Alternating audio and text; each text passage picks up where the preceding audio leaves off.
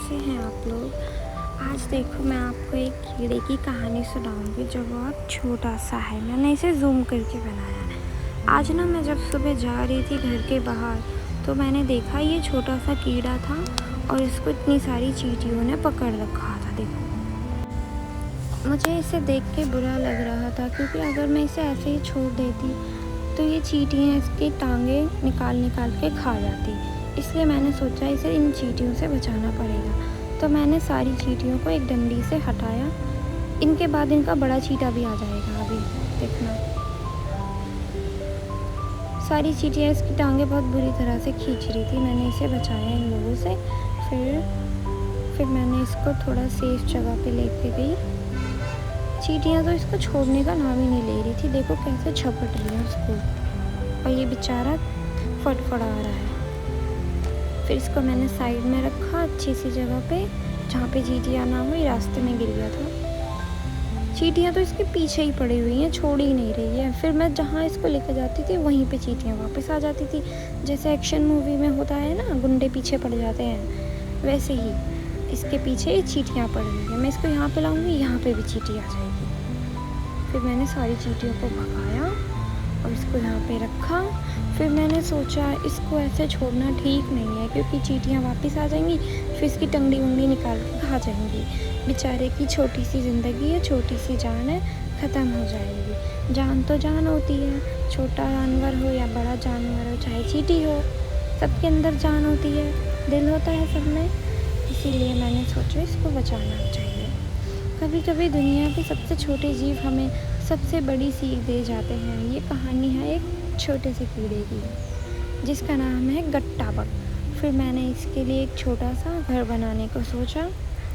अभी मैं इसको उठा के उस जगह पे ले जा रही हूँ जहाँ पे मैं इसका घर बनाना चाहती हूँ। ये बहुत फड़फड़ा रहा है, देखो चींटियाँ इसके पीछे अभी तक पड़ी हुई है।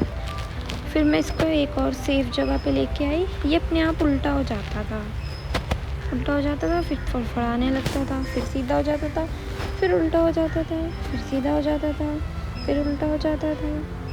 फिर ये ऐसे नाचने लगता था, पता नहीं नाच क्यों रहा इतना। फिर ये ऐसे नाच रहा था तो मैंने सोचा पत्ते कहाँ से लाऊं। फिर वहीं पे आस पास पड़े हुए सूखे सूखे पत्ते मैंने उठाए और इसके लिए एक छोटा सा घर बनाया। वहाँ पे ना हवा बहुत चल रही थी, इसलिए ये पत्ते उड़ ही रहे थे, उड़ते ही जा रहे थे। फिर मैंने उसको सही से रखा और उस कीड़े को भी वहाँ पे लाने को सोचा। अब मैंने इसके लिए एक छोटा सा पैक बना दिया, पैक वाला घर। अब मैं इस कीड़े को ले जाऊँगी उस घर के अंदर। ये तो मेरी उंगली में ही चिपक जाता है, कहता है मुझे तो तुम्हारे साथ रहना, अपने पास ले चलो। मुझे तो डर भी नहीं लगता है, चाहे कोई सा भी कीड़ा हो। फिर मैंने इसको अंदर डाल के ढक दिया। फिर मैंने सोचा इसका दम घुटेगा। फिर मैंने उस पत्ते को इसके घर के ऊपर रख दिया। फिर मैंने चारों तरफ से इसके घर को घेर दिया। एक एक करके मैंने सारे पत्ते ला के ऐसा एक घर बना दिया। फिर मैंने उठा के देखा तो ये अभी तक नाच ही रहा है। पता नहीं ये नाच क्यों रहा है इतना। शायद मैंने इसकी जान बचाई इसीलिए ये नाच रहा है। देखो अभी तक नाच ही रहा है, पागल हो गया है ये। ना उड़ रहा है, ना कहीं जा रहा है, एक ही जगह रुका हुआ है, नाचे जा रहा है, नाचे जा रहा है, नाचे जा रहा है।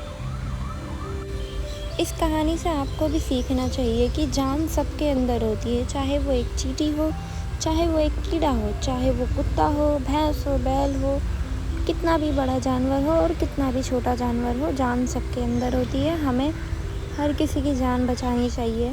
हम जान दे नहीं सकते। देखो अगर हम किसी के अंदर जान डाल नहीं सकते तो हमें किसी की जान लेने का भी कोई हक नहीं होता है। Thanks for watching.